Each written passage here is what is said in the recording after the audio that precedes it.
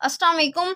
To continue our lecture series on the group theory, in this lecture we discuss inverse of a cycle and order of permutation हमारे पास क्या होती है। ठीक है, last lecture में हम लोगों ने पार्ट 2 डिस्कस किया था परमुटेशन का। आज हम पार्ट 3 डिस्कस कर रहे हैं। ठीक है, आज के लेक्चर में हम डिस्कस कर रहे हैं कि इनवर्स ऑफ अ साइकिल हमारे पास क्या होता है। ठीक है, स्टार्ट करते हैं अपना लेक्चर। इनवर्स, अगर आपसे कोई साइकिल आपको क्लोज कर दिया जाए तो उसका इनवर्स फाइंड करना पड़ जाए तो किस तरीके से करेंगे। देखें, हमारे पास ये एक क्लोज साइकिल गिवन है, आपने इसका इनवर्स फाइंड करना है तो हमारे पास किस तरीके से फाइंड करेंगे। आपने पहला एलिमेंट हैज इट लिखा रहने देना है, पहला एलिमेंट हैज इट लिखा रहने देना है।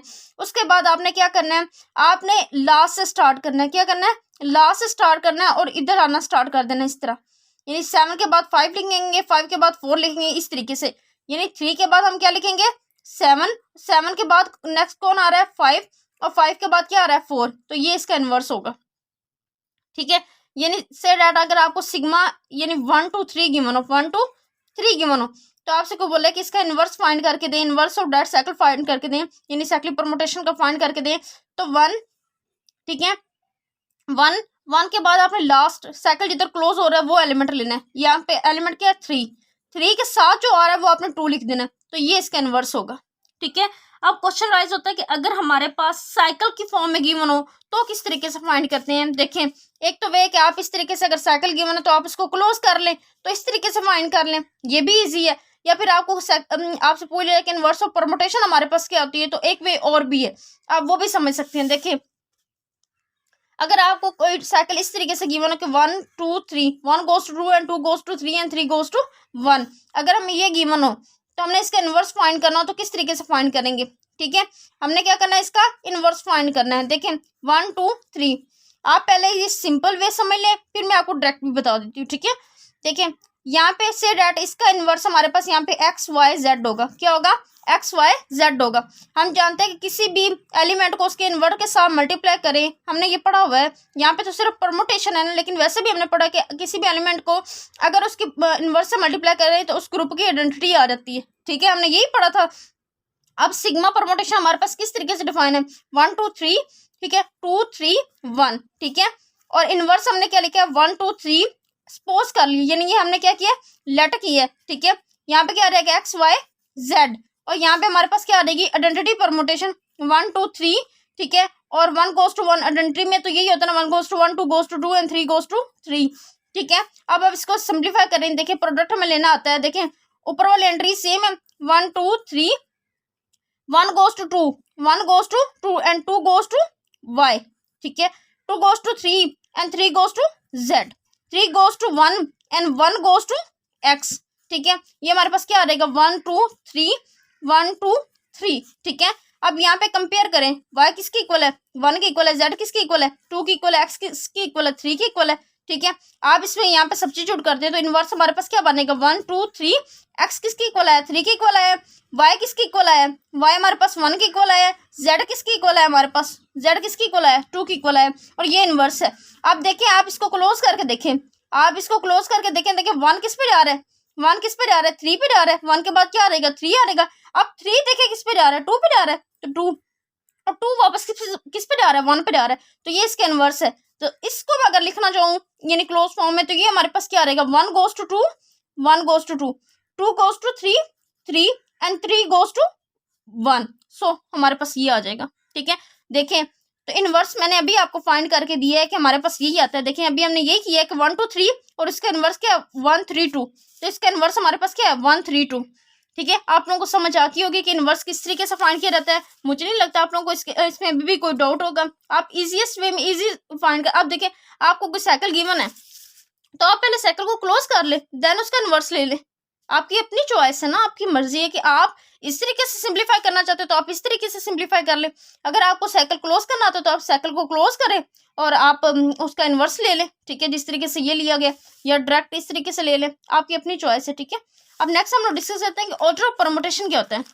अभी हम लोगों ने लास्ट में डिस्कस किया था, लास्ट लेक्चर में, कि एवरी परमुटेशन को हम लिख सकते हैं प्रोडक्ट ऑफ डिसजॉइंट साइकिल में।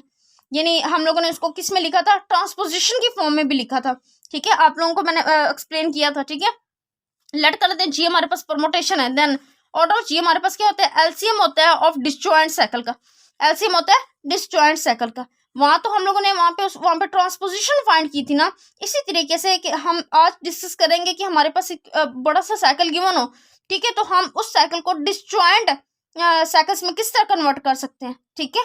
तो फिर उन डिसजॉइंट साइकिल का हम क्या करेंगे, एलसीएम ले लेंगे, तो वो हमारे पास क्या होगा, ऑर्डर ऑफ दैट परमुटेशन होगा, ठीक है। अब देखिए मैं जब इसको एग्जांपल पे अप्लाई करती हूँ तो फिर डेफिनेशन रीड करूंगी तो आपको बहुत अच्छे से समझ आ जाएगी, ठीक है। देखिए हमारे पास ये एक साइकिल गिवन है, ये हमारे पास एक साइकिल गिवन है।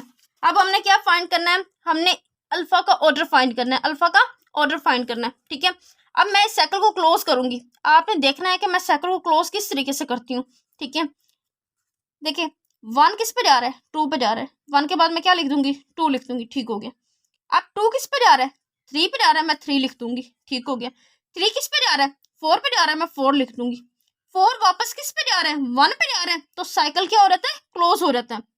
ये 4 वापस किस पे जा रहा है, 1 पे जा रहा है, एक साइकिल क्लोज हो रहता है। दोबारा समझे, जहां पे साइकिल क्लोज होना है आपने उसको वहां पे क्लोज करते जाना है, ठीक है। देखें 1 जा रहा है 2 पे, तो मैंने 1 के साथ 2 लिख दिया, 2 गोज टू 3, 3 लिख दिया, 3 गोज टू 4, 4 लिख दिया, 4 गोज टू 1, वापस साइकिल, यानी ये देखिए हमारे पास साइकिल क्या हो रहा है, क्लोज हो रहा है, साइकिल क्या हो रहा है, क्लोज हो रहा है, आपने ये लिख दिया। नेक्स्ट देखिए 5 goes to 7, 5 goes to 7, 7 goes to 6, 6, ठीक हो गया।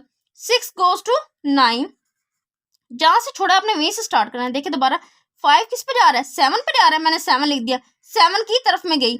7 किस पे जा रहा है, 6 पे जा रहा है, 6 लिख लिया। 6 आप ऊपर देखिए 6 किधर किस पे जा रहा है, 9 पे जा रहा है, आप 9 लिख दें, ठीक हो गया।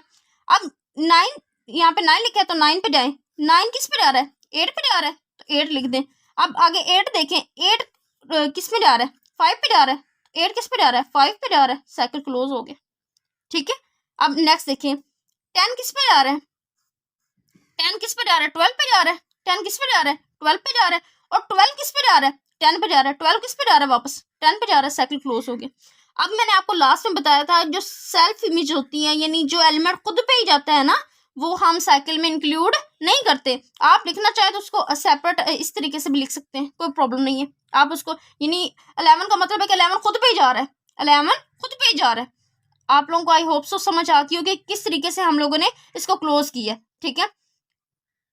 मैं आपको एक और एग्जांपल भी देती हूँ जिससे आपको और अच्छे से क्लियर हो जाएगा, ठीक है। अब देखिए हमारे पास ऑर्डर, हमने अभी पढ़ा क्या पढ़ा कि हम लोगों ने क्या करना है कि हमारे पास जी भी परमुटेशन हो, तो ऑर्डर ऑफ जी हमारे पास क्या होगा, एलसीएम होगा डिसजॉइंट साइकिल का, एलसीएम होगा।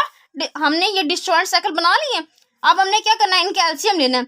देखें एलसीएम हमने लेना है, देखें इसकी लेंथ कितनी है, इसकी लेंथ कितनी है, length of that cycle, number of the element in that cycle is called the length of the cycle. हमने लास्ट में डेफिनेशन पढ़ी थी कि number of the element in that cycle is called the length of the cycle. तो इसकी length कितनी है, 4, इसकी लेंथ कितनी है, 5 है। सॉरी हमने एलसीएम लेना है, तो आप इसको इस तरीके से लिखे, एलसीएम 4 का, ठीक है। और हमने देखें इसमें नंबर ऑफ एलिमेंट्स कितने हैं, 5 है, तो 5 का, ठीक है। और किसका एलसीएम लेना है, इसमें नंबर ऑफ एलिमेंट कितने हैं, 2 है, ठीक है, 2 और 1, तो ठीक है। अब हमने क्या लेना है, इसका एलसीएम लेना है।